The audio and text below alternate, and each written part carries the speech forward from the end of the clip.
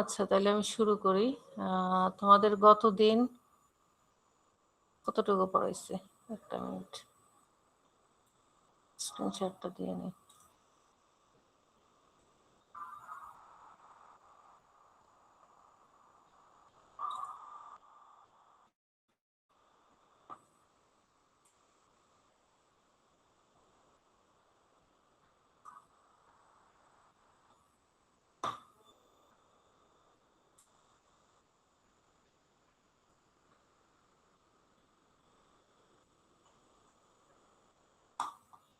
আচ্ছা, গত ক্লাসে আমরা টেস্টিংটাও মনে পড়ে ফেলছিলাম পুরোটা, তাই না?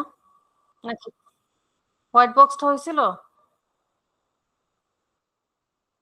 তাহলে তো টেস্টিংও শেষ। আমাদের সিলেবাস বেশি বাকি নেই, সব শেষে এমন হবে না যে তোমাদের ঈদের ছুটি কাটা আসার পরে আমাদের সিলেবাস নিয়ে খুব খুব বেশি প্যারা থাকবে। কুইজ দুটা বাকি আছে, ওই দুটা নিবো আর অল্প একটু বাকি থাকবে, পড়ায় ফেলবো। আর প্রেজেন্টেশনের জন্য যেটা বলছি যে এসআরএস এর উপর একটা প্রেজেন্টেশন দিবা, গ্রুপ মেম্বার হবে 5 জন। যে কোনো ম্যানেজমেন্ট সিস্টেমের উপরে একটা এসআরএস রিপোর্ট তৈরি করবা, সেটাকে তুমি যে রিপোর্টটার কপি একটা জমা দিবা হচ্ছে হার্ড কপি হিসেবে। মানে তোমার সেটা পিডিএফ হতে পারে, ওয়ার্ড হতে পারে, তোমার ইয়াও হতে পারে, পাওয়ার পয়েন্টও হতে পারে। আর সবই ভিএলসি তে জমা দিবা, কোনো হার্ড কপি জমা দেওয়ার দরকার নেই। আর প্রেজেন্টেশনটাও তোমরা লিঙ্ক ক্রিয়েট করে দিব ভিডিও করে, প্রপারলি সাউন্ড ভয়েস সব ঠিক আছে কিনা চেক করে ভিএলসি তে সাবমিট করবা লিঙ্কটা। তোমার ড্রাইভে রাখবা, ড্রাইভের অ্যাক্সেস দিয়ে দিবা। হ্যাঁ বলো। এসআরএস গ্রুপ, হ্যাঁ 5 জন, ম্যাক্সিমাম 5 জন। ঠিক আছে। আচ্ছা, গ্রুপ থেকে একটা সাবমিট করলেই হবে, একজন। ওকে, শুরু করি তাহলে এবার। আচ্ছা, এই টপিকটা এই যে তুমি দেখতে পাচ্ছ, উইক 10 আর উইক 11, এই টপিকটা হচ্ছে একটু ম্যাথমেটিক্যাল, খুব সহজ একটা টপিক। সো শুরু করি। এটা দুইটা মিলে একটা, আসলে এখান থেকে ধরো 5-7 মার্কসের কোশ্চেন পেতে পারো। আচ্ছা,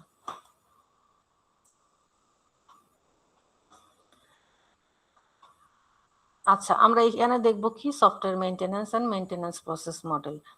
সো মেইনটেনেন্স আমরা যদি এসডিএলসি এর ফেজ হিসেবে চিন্তা করি, মেইনটেনেন্স ফেজটা কখন? After deployment. সো ওই ফেজে কি করতে হয় বেসিক্যালি আমরা জানি যে সেই পেজে আমাদের কিছু বাগ, যদি কোনো প্রবলেম হয় বাগ ফিক্স করা, কোনো এনহ্যান্সমেন্ট, কোনো আপডেট, তাদের রিকোয়েস্ট, কোনো রকম চেঞ্জের, এগুলি সবই আসলে হ্যান্ডেল করতে হয়।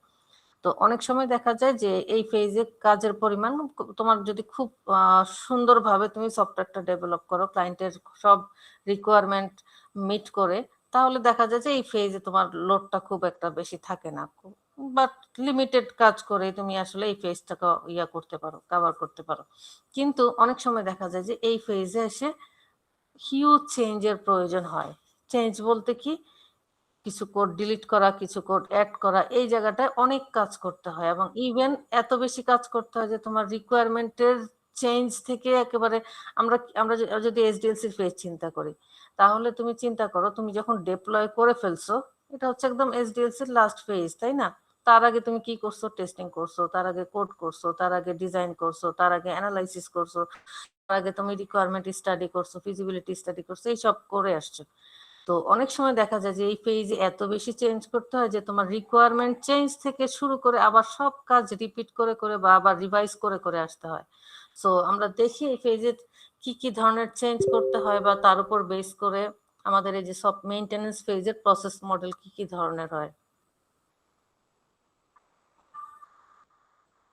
আচ্ছা, মেইনটেনেন্স বলতে কি বুঝি এটা তো অলরেডি ধারণা আছে সবার। Software maintenance is the process of modifying A software product after it has been delivered to the customer. Sorry. So maintenance ফেজে বেসিক্যালি কি হচ্ছে? Expanding the customer base, enhancing software capabilities, omitting obsolete capabilities, employing newer technology. So এই ফেজে basically সময়ের সাথে সাথে এই জাতীয় কাজগুলি আমরা করে থাকি, বা এই সাপোর্টটা তুমি ক্লায়েন্টকে দিতে হয়। Basic software maintenance includes optimization, error correction, and enhancement of existing features, which combine together to make the software abreast with the latest changes and demands of the software industry. আচ্ছা, তাহলে আমরা যদি চিন্তা করি যে এই ফেজে যেহেতু আমরা বলছি যে কি করতে হয়, আসলে অপটিমাইজ করতে হয় পারফরমেন্সটাকে, সেক্ষেত্রে এরর কারেকশন, কোনো এনহান্সমেন্ট থাকে যদি কোনো এক্সিস্টিং ফিচারের, এই সব কিছু মিলে এই সাপোর্টটা দিতে হয়। সো এক্ষেত্রে যে এই টাইপের সাপোর্ট দিতে হয় বা যে কাজগুলি করতে হয় তার উপর বেস করে তুমি কিছু ক্যাটাগরিতে ভাগ করতে পারো। যে যেমন তুমি এরর কারেকশন করতেছো, তো ওই সাপোর্টটাকে আমরা বলতেছি corrective maintenance, adaptive maintenance, perfective maintenance, preventive maintenance. So এই 4 ধরনের সাপোর্ট আমরা বেসিক্যালি দেই ডিপেন্ডিং অন যে কি তুমি কি চেঞ্জ করতেছো বা কি কারেকশন করতেছো বা কোন ধরনের মডিফিকেশন করতেছো তার উপর বেস করে। সো কারেক্টিভ তো সিম্পল বোঝাই যায় যে তুমি কারেকশন টাইপের কাজ যদি করো, code correction, so fixing code বা ফেইলিওর কোনো এরর ফিক্স করা। So it is a reactive process that is focused on fixing failures in the system. It refers to the modification and enhancement done to the coding and design of a software to fix errors or defects detected by the user or conducted by error user report. Corrective maintenance is further divided into 2 types: emergency repairs, scheduled repairs.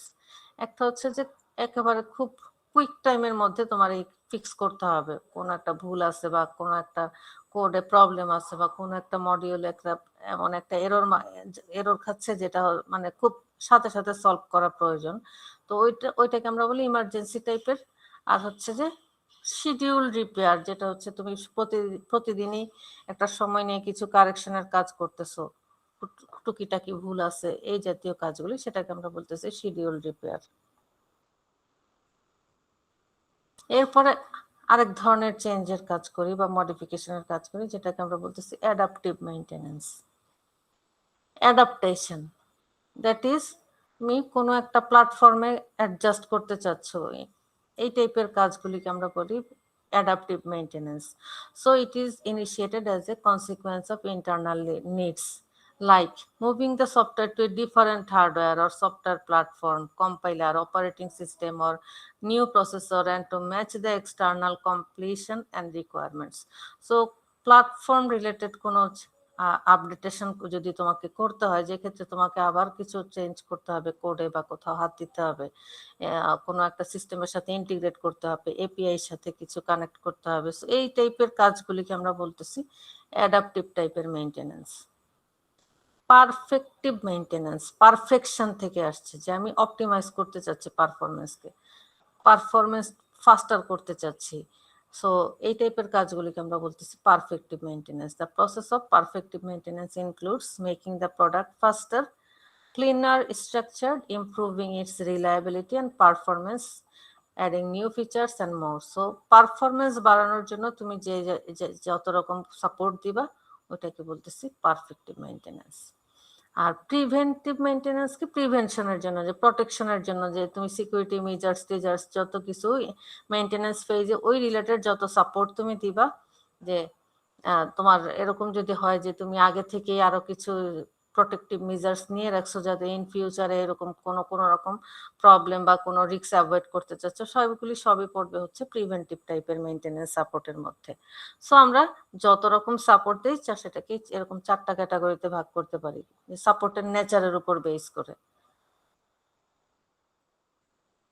আচ্ছা, এরপর আমি যেটা বলতেছিলাম যে আমরা কি কতটুকু support দিচ্ছি, আমরা কি হিউজ সাপোর্ট দিতে হচ্ছে, মানে অনেক কাজ করতে হচ্ছে, কোডে অনেক চেঞ্জ করতে হচ্ছে, নাকি অল্প স্বল্প করতে হচ্ছে, তার উপর বেস করে আমরা মেইনটেনেন্স প্রসেস মডেলকে 2টা ক্যাটাগরিতে ভাগ করতে পারি। একটা হচ্ছে প্রসেস মডেল 1 আর একটা হচ্ছে মেইনটেনেন্স প্রসেস মডেল 2। 1 আর 2 দিয়েই নাম মেনশন করা আছে, জাস্ট বোঝানোর জন্য পার্থক্যটা কি, সেটা হচ্ছে যেখানে স্মল রিওয়ার্কের প্রয়োজন, যে কোড তুমি চেঞ্জ করতেছো খুব বেশি না, অল্প কিছু চেঞ্জ করে সাপোর্টটা দিচ্ছ। আরেকটা হচ্ছে যেটা হিউজ রিওয়ার্ক প্রয়োজন, এই যে rework, amount of rework required is significant. So এই 2টা মডেল তাহলে যদি তুমি গ্রাফিক্যালি বা স্টেপ বাই স্টেপ চিন্তা করো ব্লক ডায়াগ্রাম আকারে, তাহলে দেখতে কেমন হবে, জাস্ট লাইক এরকম। আমরা যেখানে অল্প সাপোর্ট প্রয়োজন সেটাকে বলছি support process maintenance process model 1। So এক্ষেত্রে আমি প্রসেস মডেলটাকে এইভাবে চিন্তা করতে পারি যে ইট লুকস লাইক, একটা মিনিট, আশ্চর্য। আচ্ছা, এই যে দেখতেছো ডায়াগ্রামটা, দেখো গ্যাদার চেঞ্জ রিকোয়ারমেন্ট, ক্লায়েন্টের সাপোজ কোনো একটা এরর রিপোর্ট নিছো তুমি ক্লায়েন্টের কাছ থেকে, তারা যে এরর ইউজ করার পরে যে প্রবলেম ফাইন্ড আউট করছে, সো সেটা কালেক্ট করতেছো, analyse change requirements, device code change strategies, যে কোথায় কোডে কোন জায়গাগুলোতে চেঞ্জ করতে হবে সেটা ঠিক করতেছো, apply code change strategies to the old code, কোডের মধ্যে সেই চেঞ্জটা করতেছো, আপডেট ডকুমেন্টস, সো ডকুমেন্টেশনে আপডেট করতেছো যেহেতু কোডে চেঞ্জ হচ্ছে, সো সেখানে তোমার ডকুমেন্টেশনে যদি কোনো আপডেট প্রয়োজন সেটা করতেছো, প্লাস কোড যেহেতু চেঞ্জ করছো তোমাকে টেস্ট তো করতেই হবে, সো তোমার ইন্টিগ্রেশন অ্যান্ড টেস্টিং করতেছো। সো ওভারঅল এটা একটা সিম্পল একটা মডেল যেখানে তোমার পার্টিকুলার একটা কোড চেঞ্জ করা, টেস্ট করে তোমার আবার যেটাকে আমরা বলি রিগ্রেশন টেস্টিং করে তুমি আবার চেক করে দেখতেছো ঠিকঠাক আছে কিনা সবকিছু। আর যদি হিউজ রিওয়ার্কের প্রয়োজন হয় তাহলে তুমি এই মডেলটাকে আমরা চিন্তা করতে পারি। সেটা কিভাবে, যে the second process model for software maintenance is preferred for projects where the amount of rework is significant. This approach can be represented by a reverse engineering cycle followed by a forward engineering cycle. Such an approach is also known as software re-engineering. So এই কনসেপ্টটাকে বা এই মডেলটাকে আমরা বলি software রি-ইঞ্জিনিয়ারিং। কেন? কারণ হচ্ছে যে তুমি একবার তুমি রিভার্স ইঞ্জিনিয়ারিং করতেছো আর একবার তুমি ফরওয়ার্ড ইঞ্জিনিয়ারিং করতেছো। এর মানেটা কি, ওই যে বললাম তুমি যদি একটা বক্স আকারে চিন্তা করো, একটা বক্স কার্টুন, যে বক্সের মধ্যে তুমি প্যাকেজিং করে পুরো জিনিসটা, একটা বক্স তুমি একটা আইটেম তৈরি করছো, প্যাকেজিং করে একটা বক্স তৈরি করছো, করে ক্লায়েন্টকে ডেলিভারি দিয়ে আসছো। এখন ক্লায়েন্ট সেটা নিয়ে কাজ করতেছে। এখন এমন যদি হয় যে তোমার এমন চেঞ্জের প্রয়োজন যে তুমি বক্সটা খুলতে খুলতে খুলতে খুলতে একদম বক্সের শেষ পর্যন্ত যাইতে হচ্ছে। বক্সগুলো কিভাবে আছে, একটা বক্সের ভিতরে আরেকটা বক্স, প্রথম বক্সটা হচ্ছে ডেপ্লয়মেন্ট, তারপরের বক্সটা টেস্টিং, তারপরের বক্সটা ডিজাইন, তারপরের ভিতরের বক্সটা অ্যানালাইসিস, এভাবে করে যদি তুমি ফেজগুলোকে চিন্তা করো এক একটা বক্সের ভিতরে এক একটা বক্স, সো তোমার সবগুলি বক্স আনপ্যাক করতে হচ্ছে।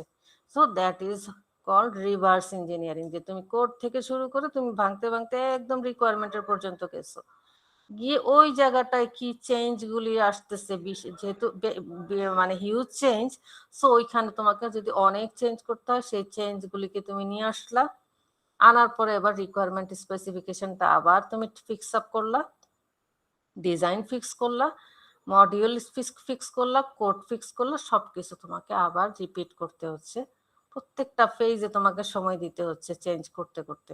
সো এই প্রসেসটা হচ্ছে মেইনটেনেন্স প্রসেস মডেল 2, যেটাকে আমরা বলতেছি সফটওয়্যার রি-ইঞ্জিনিয়ারিং প্রয়োজন এখানে। আচ্ছা, তারপরে এরপর আর তেমন কিছু নাই। সো আমরা এখানে যদি থিওরি টাইপের ছোটখাটো কোশ্চেন মাঝে মধ্যে আসে, সব সময় না, এখান থেকে বেসিক্যালি আসে হচ্ছে ম্যাথ, স্টিল 1-2 মার্কসের থিওরি মাঝে মধ্যে থাকে কোনো একটা সেমিস্টার বা 2 সেমিস্টার আমি মানে ছিল, সেটা হচ্ছে এই যে মডেলগুলির উপরে, যে তোমার সফটওয়্যারটা এরকম টাইপের, তুমি কোন মডেল ফলো করবা, কেন করবা, কোন মডেলটা কিভাবে কাজ করে, এই তিনটার উপর বেস করে তুমি অ্যান্সারটা করবা। আচ্ছা, নেক্সট চলে আসে আমাদের, যে বললাম ফর্মুলা আছে, যে আমরা এখানে যেহেতু ম্যাথমেটিক্যাল টাইপের কোশ্চেন থাকে, সো আমাদের এই জায়গাটা ছোট্ট একটু ফর্মুলা আছে, পরেরটার মধ্যে আরেকটু ম্যাথ আছে, সো দুইটা মিলে হচ্ছে একটা টপিক। আচ্ছা, সো মেইনটেনেন্স ফেজে আমরা যে সাপোর্টটা দিচ্ছি, সাপোর্ট দেওয়া মানেই তো তুমি ক্লায়েন্টকে সাপোর্ট দিচ্ছ, মানে ক্লায়েন্টকে কি দিচ্ছ, সময় দিচ্ছ, সময় দেওয়া মানে কস্ট। সো মেইনটেনেন্স ফেজে কস্ট কেমন একটা ক্যালকুলেট করার একটা ফর্মুলা আমরা এখানে দেখব। এটা দেখা গেছে যে দেখো, it is well known that maintenance effort require about 60% of total life cycle cost for a typical software product. মানে তোমার একটা স্টাডিতে দেখা গেছে যে মেইনটেনেন্স ফেজে যে পরিমাণ সাপোর্ট দিতে হয়, এটা আসলে প্রজেক্টের কস্টের 60%ই দেখা যায় ওখানে ধরে রাখতে হয়, যে আমার ওই ফেজে এত সাপোর্ট দিতে হবে। সো এটা মানে অ্যাভারেজ কেসে আমরা বলি, বাট সব ক্ষেত্রে তো আর না, তাহলে তো আসলে প্রোডাকশন ফেজে তুমি কতটুকু সাপোর্ট, মানে ইনভেস্টমেন্টের যদি এত ম্যাক্সিমাম টাকাই তুমি মেইনটেনেন্স ফেজের জন্য রেখে দাও, তাহলে তোমার ডেভেলপমেন্ট ফেজের টাকাটা তো কম হয়ে যাবে। তোমার ডেভেলপ করতে তো ওখানে তো হিউজ এফোর্ট দিতে হবে, সময় দিতে হবে, সো অ্যাডজাস্টমেন্টটা কঠিন হয়ে যায়। সো চেষ্টা করতে হয় এই ফেজে কত কম সাপোর্ট দিতে পারবা, তার জন্য কি করতে হবে, তাহলে ডেভেলপমেন্ট ফেজটাকে প্রপারলি হ্যান্ডেল করতে হবে। আচ্ছা, সো আমরা এখন দেখি বোয়েম নামের একজন সায়েন্টিস্ট 1981-এ একটা ফর্মুলা প্রপোজ করছে for estimating maintenance cost as part of his COCOMO cost estimation model, constructive cost estimation model বলি এটাকে আমরা। সো সে কোকোমো নামে একটা মডেল প্রপোজ করছে। এই মডেলের মধ্যে প্রজেক্টের কস্ট এস্টিমেট, মেইনটেনেন্স ফেজের কস্ট এস্টিমেট করা, প্রজেক্টের কস্ট এস্টিমেট করা, প্রজেক্টের টাইম এস্টিমেট করা, প্রজেক্টের কতজন পার্সন ইনভলভ থাকবে এস্টিমেট করা, এই সমস্ত ফর্মুলাগুলি সে প্রপোজ করে গেছে, যাতে করে যারা সফটওয়্যার ডেভেলপ করবে তারা ওই রাফলি ওই যে তোমার ফিজিবিলিটি অ্যানালাইসিস পেজে এই ক্যালকুলেশনগুলি করে একটা ধারণা নিতে পারবে যে আসলে আমার কত খরচ হবে, ওই যে যেটাকে আমরা বলি কস্ট বেনিফিট অ্যানালাইসিস। সো সে প্রপোজ করছে যে ফর্মুলা, সে একটা জিনিস কনসিডার করছে, সেটা কি অ্যানুয়াল চেঞ্জ ট্রাফিকের উপর বেস করে সে ফর্মুলাটা প্রপোজ করছে, যে বছরে কি পরিমাণ চেঞ্জ তুমি করতেছো কোডে তার উপর বেস করে। সো এসিটির একটা ফর্মুলা প্রপোজ করছে সে। এসিটি ইকুয়ালস কি দেখো, ACT equals K log added plus K log deleted by K log total.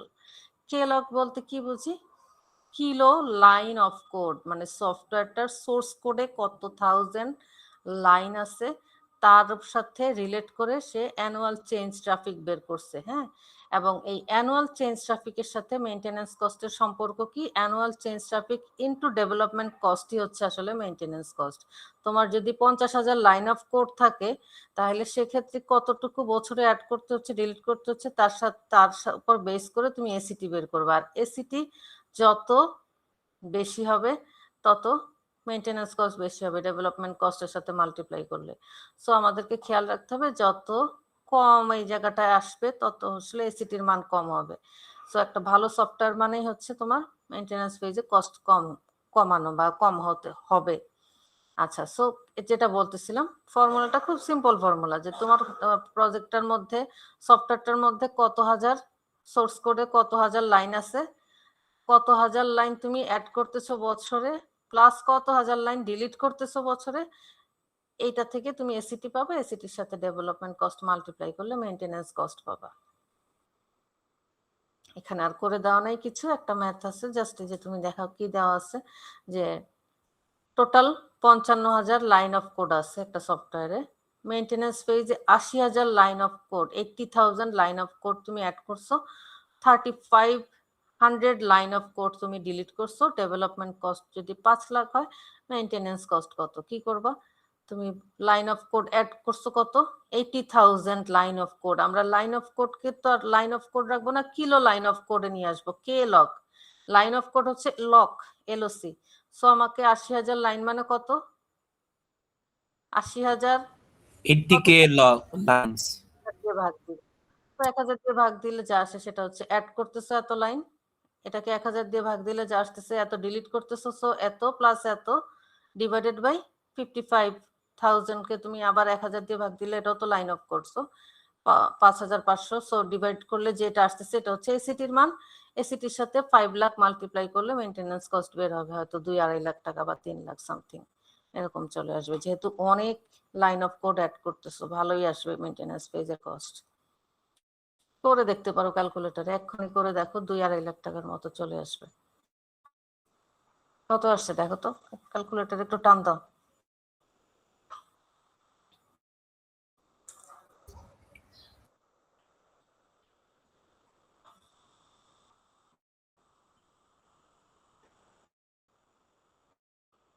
তাড়াতাড়ি ক্যালকুলেটর বলো কত আসছে।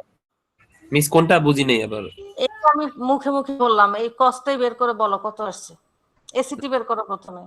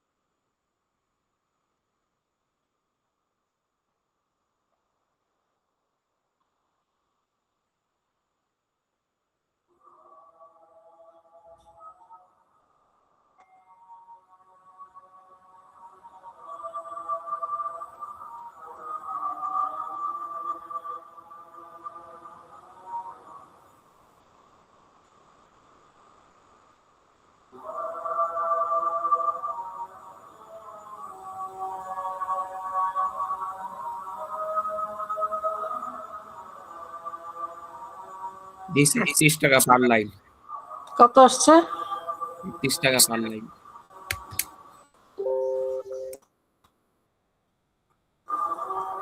কত বুঝি নাই, কত লাখ? আবার বলো কত আসছে? ম্যাম এসিটি আসছে 1.518 আর মেইনটেনেন্স কস্ট আসছে হলো 7 লাখ। 7 লাখ না? ওরে বাপরে, ও এটা তো ভাগ করলে একের বেশি আসবে না? জি ম্যাম 1.5 সামথিং আসছে। ঠিক আছে, সব বুঝো তাইলে প্রজেক্টের কস্ট তোমার ডেভেলপমেন্ট কস্ট 5 লাখ আর 7 লাখ টাকা, 7.5 লাখ টাকা যাচ্ছে হচ্ছে তোমার মেইনটেনেন্স। 7.5 লাখ টাকার উপরে ম্যাম 7.59। সো ওইটাই বলতেছিলাম যে মেইনটেনেন্স ফেজের কস্টটা হচ্ছে দেখা যাচ্ছে প্রজেক্টের মূল কস্টের অর্ধেকের বেশি চলে যায় বেশিরভাগ ক্ষেত্রে। তো এটাই ছিল আমাদের এই টপিকটা, এতটুকুই। তারপর টপিকে চলে যাচ্ছি। পরের টপিকটা এটারই কন্টিনিউশন আসলে, যদিও উইক 9, 10 আর 11 কে আলাদা করা হয়েছে।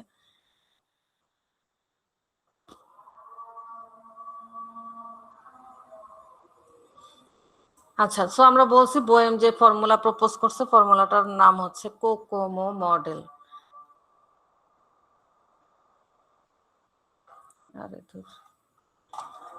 আচ্ছা, প্রথমেই আসি আমরা, যেহেতু কস্ট এস্টিমেশনের ফর্মুলা, সব সফটওয়্যার তো একরকম না, তাই না? সো অনেক সফটওয়্যার আছে খুব সিম্পল রিকোয়ারমেন্ট, ইজি, সাইজ ছোট, ইজি একটা অ্যাপ্লিকেশন। সো সেটা যেরকম একটা কমপ্লেক্স সফটওয়্যার, সেটা তো আর একই রকম না। সো এক একটা ডেভেলপ করতে এক এক রকম এফোর্ট দিতে হবে, এক এক রকম তোমার সেক্ষেত্রে কস্ট আসবে, তাই না? সময় আসবে। সো সফটওয়্যারের যেহেতু এক একটা অ্যাপ্লিকেশন এক এক ধরনের, সো আমরা প্রথমেই বোয়েম যেটা করছে যে সফটওয়্যারকে ক্যাটাগরিতে আগে ভাগ করে নিয়েছে, যে কোন সফটওয়্যারগুলিকে কোন ক্যাটাগরিতে ভাগ করতে পারবো।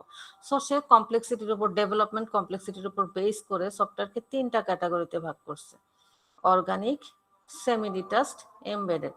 আচ্ছা একটু থামি, আজান দিচ্ছে তো, কথাই বলতেছি।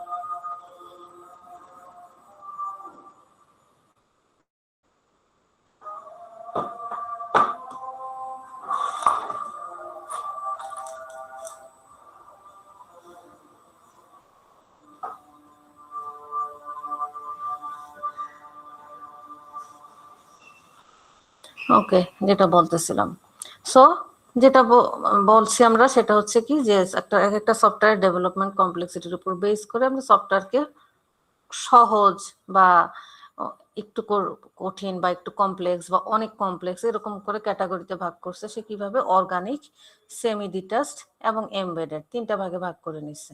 সো কোনটা কি, প্রথমে আসো, তার উপর বেস করে দেখো ফর্মুলাগুলো প্রপোজ করছে। সেই যে ফর্মুলা সহজ একদম, এই দেখছো স্লাইডটাও খুব ছোট, অল্প একটু, খুব সহজ ফর্মুলা। আচ্ছা, সো আসো, বইম আবার ডিফাইন করে দিছে, যেহেতু ও 3টা ক্যাটাগরিতে ভাগ করে দিছে, ওই 3টা ক্যাটাগরি কোনটা কি, কোন সফটওয়্যারকে কোন ক্যাটাগরিতে ফেলবো তার জন্য সে বলে দিছে যে এই টাইপের হলে এই ক্যাটাগরিতে পড়বে, এই টাইপের যদি সফটওয়্যারটা হয় তাহলে এই ক্যাটাগরিতে পড়বে, বা এরকম হলে এই ক্যাটাগরিতে পড়বে। এখন কোনটা কি সেটা একটু বুঝো। আচ্ছা, organic.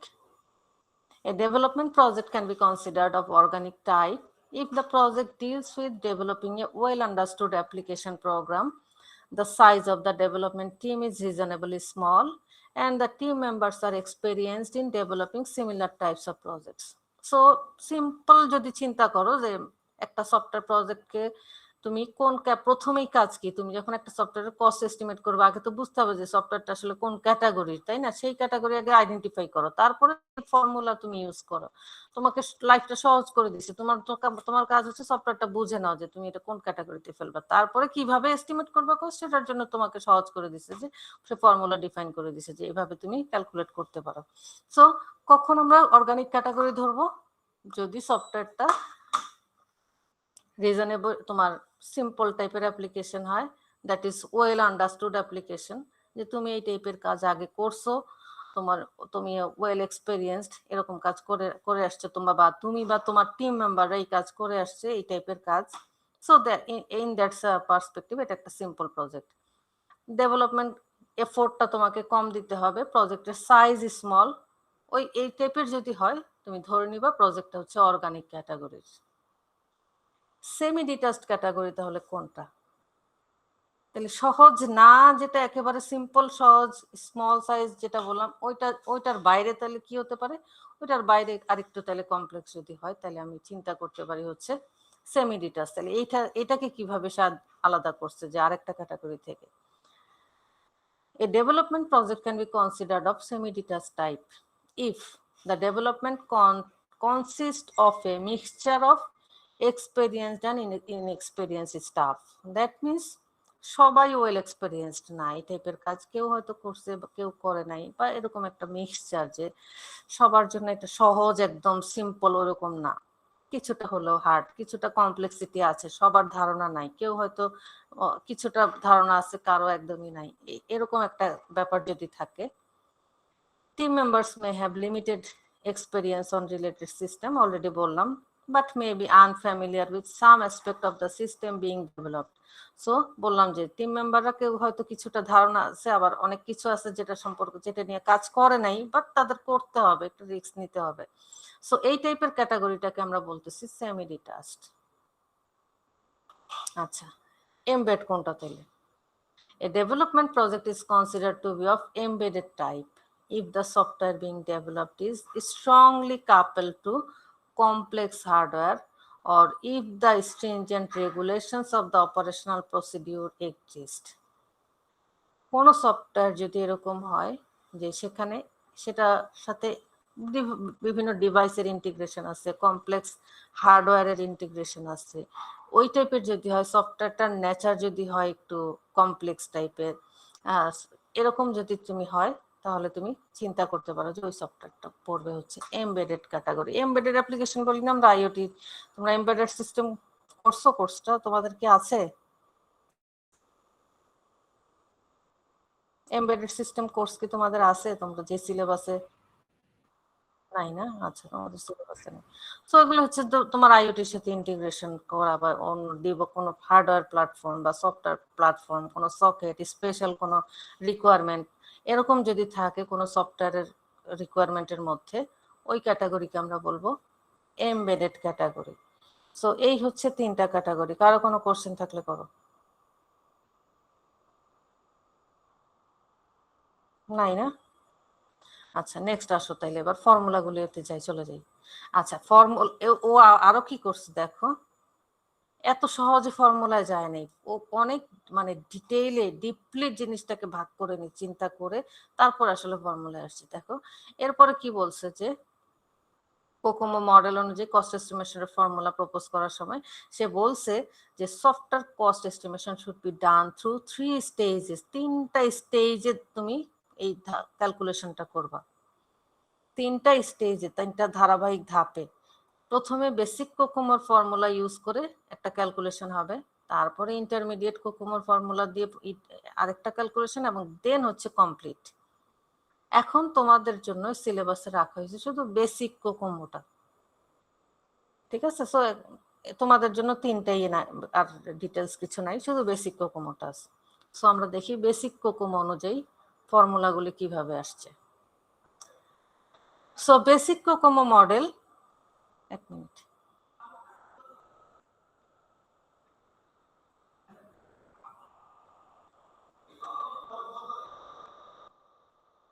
আচ্ছা, So basic COCOMO models gives an approximate estimate of the project parameters. The basic COCOMO estimation model is given by the following expression. So basic COCOMO অনুযায়ী দুইটা জিনিস সে প্রপোজ করছে, একটা হচ্ছে এফোর্ট আর একটা হচ্ছে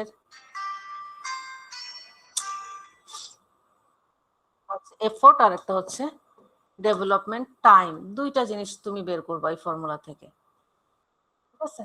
তাহলে এফোর্ট কি, এফোর্টটাকে আমরা যে ইউনিটে পাবো সেটাকে বলি PM. P for person month.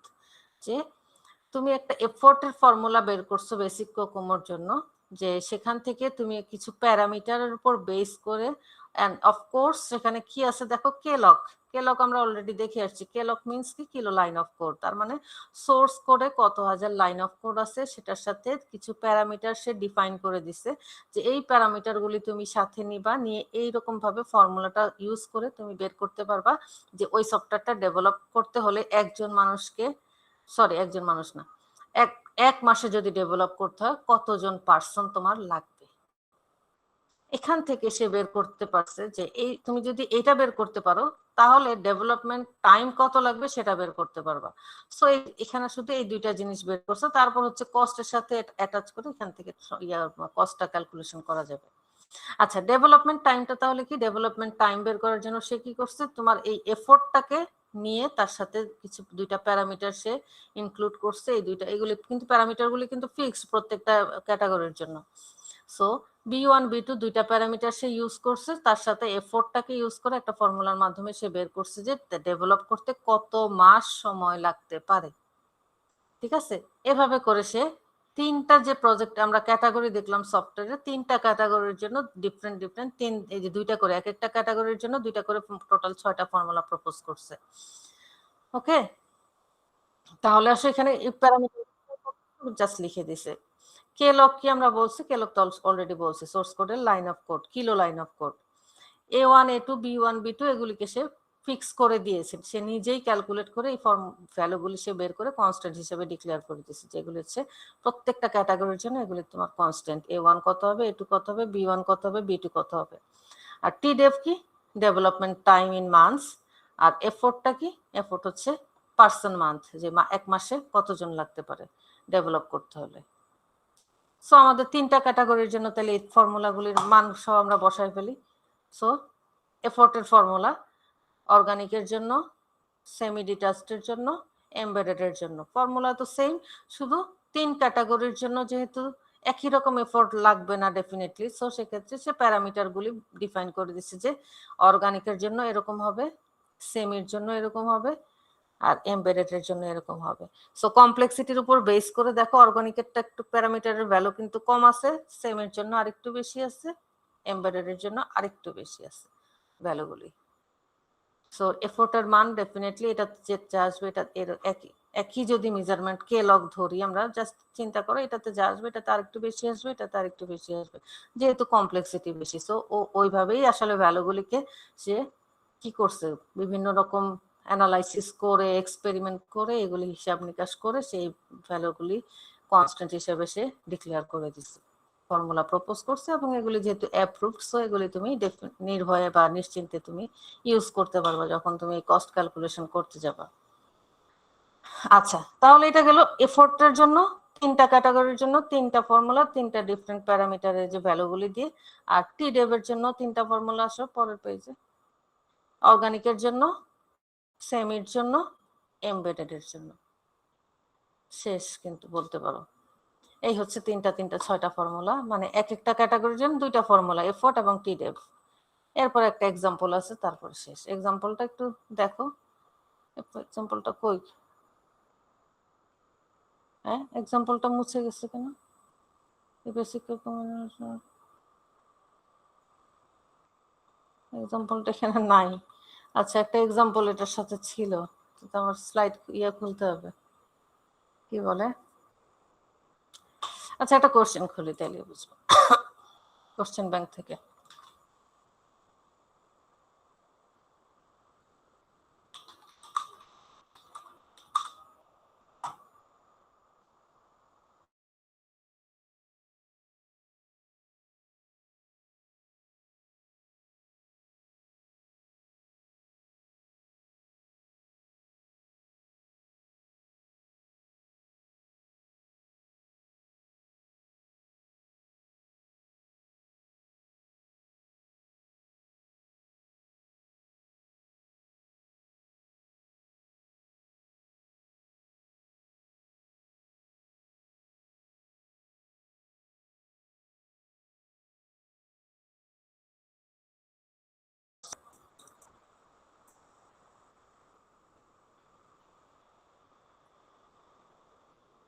এই যে দেখো, আচ্ছা নামাইনি,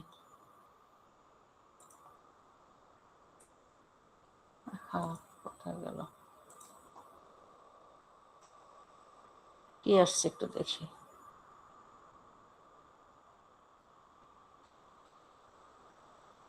তো বলেই দিছে, তার কি করবে, একদম সহজ। এই যে দেখো 4A তোমাকে বলে দিছে the project size is 350 KLOC, এটা কি তার মানে total line of code, source code, and the schedule is moderately flexible. The firm is unsure whether to classify the project as semi-detached or embedded mode. তুমি আসলে এখানে বলে দিচ্ছে যে ফার্ম আসলে শিওর না এটা কোন ক্যাটাগরির। সো তোমাকে দুইটা ক্যাটাগরির জন্য এ আর বি প্যারামিটারগুলির মান দিয়ে দিচ্ছে, তুমি এফোর্ট বের করবা আর টাইম বের করবা আর কম্পেয়ার করবা। Compare why the estimated effort differs between this two mode. কেন ডিফার করবে? অবশ্যই ডিফার করবে, কারণ প্যারামিটারগুলি ডিফারেন্ট, তাই না, কমপ্লেক্সিটি ডিফারেন্ট। সো তুমি সেমিতে যে মান পাবা এমবেডেডের জন্য তো আর একই মান পাবা না, তাই না, কম বেশি হবে। সো যেহেতু কেন, এটা সফটওয়্যারের কমপ্লেক্সিটির উপর বেস করে এই ডিফারেন্সটা আসছে। সো দ্বিতীয় লাইনে এটা অ্যান্সার করবা, প্রথম লাইনে তো বের করবা, শুধু এফোর্ট বের করতে বলছে। দেখছো কি সহজ কোশ্চেন। এটা ক্লোজ করলাম, দেখি এটা বেশি সহজ আসলে হয়ে গেছে, দেখি আর কি আছে।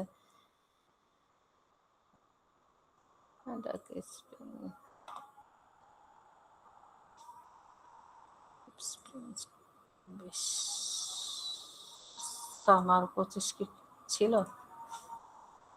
এখানে কি আসছে, অর্গানিক আর এমবেডেড ক্যালকুলেট এফোর্ট, এটাও সহজ আসছে। এই যে একই রকম অর্গানিক এবং or embedded, the farm has to potential mode, দুইটাই বলে দিছে, অর্গানিক অথবা এমবেডেড তুমি ক্যালকুলেট করবা, দুইটা মোডের জন্যই এফোর্টের মান ক্যালকুলেট করবা। কেন দুইটা ডিফারেন্স আসছে, সেম কোশ্চেন দেখো, সামার 25 আর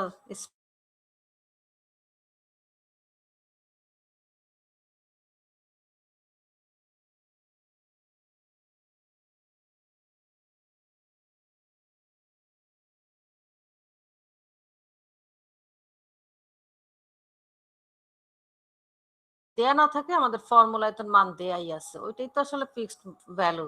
আমরা ভ্যালুটা চেঞ্জ করে দিই যে তুমি করতে পারতেছো কিনা, এর জন্য জাস্ট অনেক সময় ভ্যালু আমরা দিয়েই দিই। বাট যদি না দেয়া থাকে, তুমি এই ফর্মুলার মধ্যে যে ভ্যালুটা আছে এটা ইউজ করবা। কোথায়, এই যে ফর্মুলার যে ভ্যালুগুলি, এই যে ফর্মুলার যে ভ্যালুগুলি, এগুলি স্ট্যান্ডার্ড হিসেবে এগুলো ইউজ করবা। বুঝা গেছে? আর দেখবো কোশ্চেন। আচ্ছা এখন আমি বলি, দুইটা কোশ্চেন খুললাম, আনফরচুনেটলি দুইটা একই টাইপের কোশ্চেন। অনেক সময় কোশ্চেনের এই ক্যাটাগরির কথা কিন্তু বলা থাকবে না, তোমার এই ডেসক্রিপশনে এমন ভাবে বলা থাকবে যে সফটওয়্যারটার কমপ্লেক্সিটি তুমি ধরতে পারবা, যে এটা ইজি নাকি এটা কিছুটা মডারেট টাইপের, যে একটু কম, কিছুটা কমপ্লেক্স, কিছুটা আবার ইজি, মিক্সড আর কি।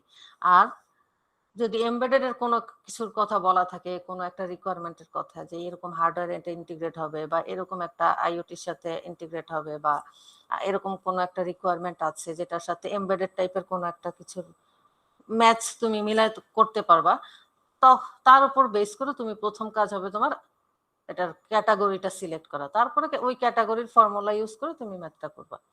সো দেখতেছো এটাতে যে 5 মার্কস, আগে এটাতে এক সময় আর কি, ওয়ান্স আপন এ টাইম যদি বলো, আগে এক সময় এটা এই টপিকটাতে 10 মার্কসের কোশ্চেন আসতো। মানে কি সহজ, তুমি চিন্তা করো যে পারলে 10 মার্কস একটা ম্যাথ করতে পারলে। আর ম্যাথটা করতে যে পারবে না সে আসলে কিছুই পারবে না, তারা কিছু বলো মানে এত সহজ ম্যাথ, মানে তাই না।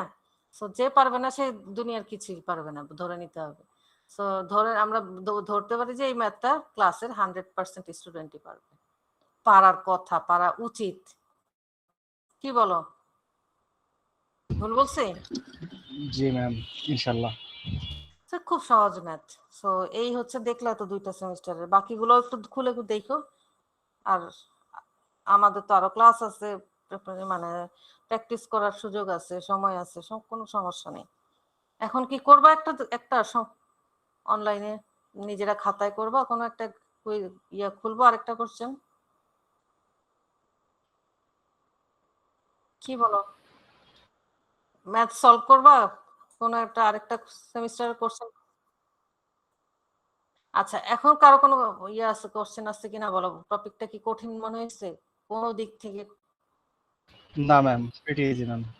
খুবই ইজি, মানে তুমি আগের টপিকের সাথে যদি কম্পেয়ার করো এটা মানে 100 টাইমস ইজি আগেরটা চেয়েও। আগেরটাও এত কঠিন না, তারপরও আগেরটা মানে টেস্টিং এর চেয়ে এটা অনেক বেশি সহজ। সো এই হচ্ছে এই টপিকটা ছিল, তাহলে আজকে পর্যন্তই থাকুক নাকি আর নতুন টপিক পড়াবো? আর কি টপিক বাকি আছে আমি একবার চাই। আর বেশি কিছু বাকি নেই, আমাদের সিলেবাস কিন্তু শেষ। দেখো নিচে সব শেষ করে এসছি আমরা, পুরো আর 2টা টপিক আছে। এই 2টা টপিক পড়াইতে 2টা ক্লাস লাগবে। 2টা ক্লাস না, এটা হাফ ক্লাস লাগবে আসলে ইনফ্যাক্ট। ঠিক আছে, আমাদের সিলেবাস নিয়ে কোনো টেনশন নেই। সো বাকি যে তোমাদের কাজগুলি, অ্যাসাইনমেন্ট, প্রেজেন্টেশন আর কুইজ, এগুলো ঠিক মতো দাও। মিড তো মোটামুটি খারাপ করো নাই, ভালোই করছো, খাতা তো দেখছো সবাই।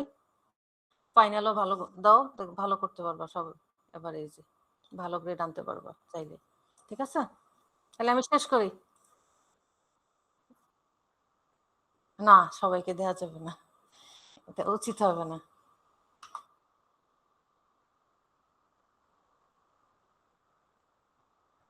ওরা কি তোমাকে কনফার্ম করছে আসলে সত্যি সত্যি? আচ্ছা, আর কি তাই? মিস সবারই দিয়ে দেন, থাক, এত ঝামেলা করার দরকার নেই মিস। কয়জন এরকম? আর তোমরা এখানে আছো কয়জন দেখি, দাঁড়াও একটা মিনিট। কয়জন আছো আমি তো দেখতে পাচ্ছি না।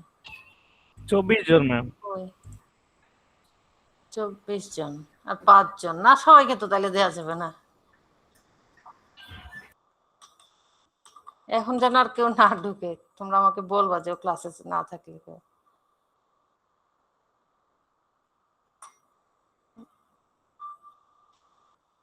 Like 5, 8, 9, 3, 3.